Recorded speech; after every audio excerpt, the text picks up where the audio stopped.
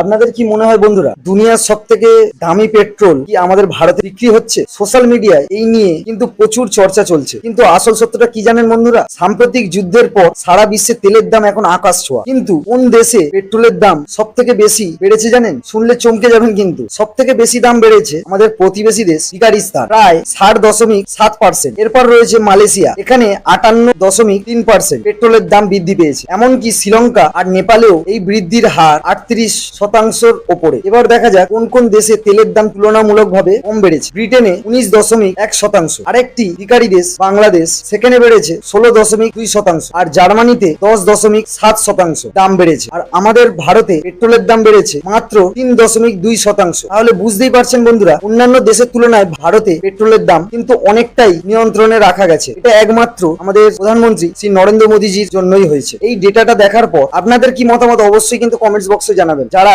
3 টাকা তেলের দাম বাড়ানি অনেক কিছু কথা বলো, এইরকম ইনফরমেটিভ ভিডিও দেখার জন্য পেজটিকে অবশ্যই ফলো অথবা সাবস্ক্রাইব করে নিন। ভালো লাগলে অবশ্যই লাইক করে পাশে থাকবেন। এই ভিডিওটি শেয়ার করে সবাইকে এটা জানার সুযোগ করে দিন। সবাই ভালো থাকবেন, সুস্থ থাকবেন। জয় হিন্দ, বন্দে মাতরম।